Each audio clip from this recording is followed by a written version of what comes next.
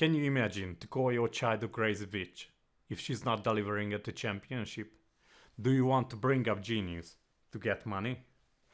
Are you ready to be verbally abusive if you are not satisfied with the performance of your child? If yes, this course is not for you. These are some terrifying examples which are demonstrated in a great documentary called The Trophy Kids.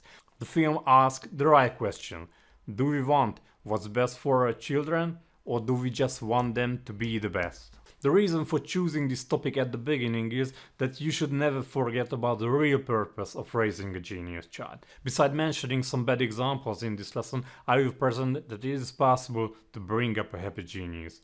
Moreover, it can be one of the best ways. But let me tell you another story.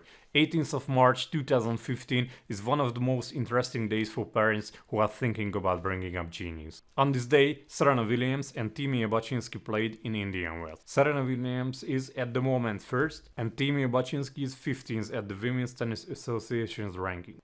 A few weeks after the game, the father of Serena could feel like in heaven, and the father of Timea could feel like in hell. And the reason was not that Timea lost the match after winning 15 matches in a row. Timea's father is Igor Bacsinszky. The world could not even pronounce the name of the man with Hungarian origins, but newspapers all over the world mentioned his name. Her daughter said, "My dad doesn't deserve children for the way he threatened her." She called her father a control freak and said, "After childhood I was living in Switzerland and seeing all those other kids around me who had nice families, and then me on the other side."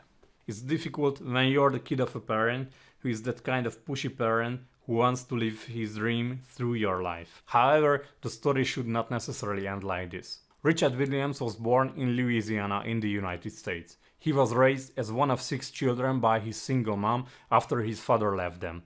When he was a small child, 3 men beat him in the street for being black, and he was upset in his whole life that his father just looked and did nothing.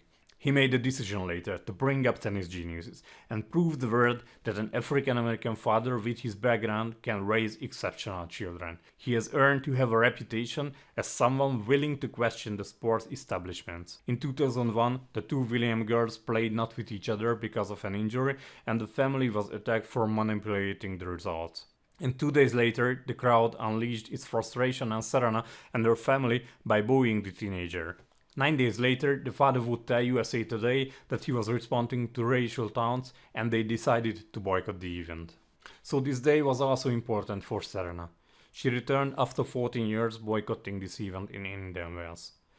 She called Indian Wells' return one of the proudest moments of her career. As the careers of the girls have progressed, Richard has taken a less viable role and is less involved in their coaching.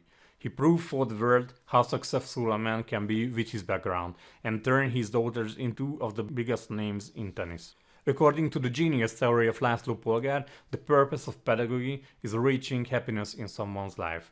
He also admits that your child and your family can be happy in several ways and geniuses can also be unhappy people.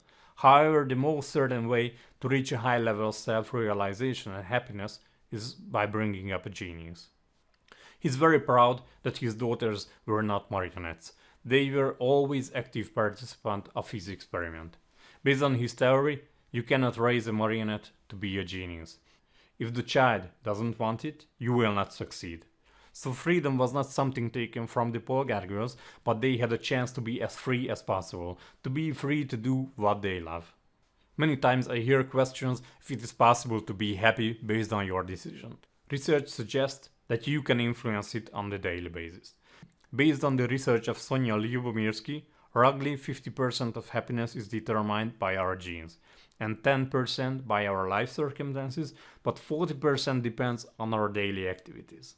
So if I look at these numbers, I think we will have to do a lot in the next few weeks to make this a reality for your child. Now it's your turn. I would be happy to hear your voice, what you are thinking about these examples, or what is your personal motivation about raising a genius child. If you like this video, please subscribe to my YouTube channel and register for the whole course at get.bringupgenius.com.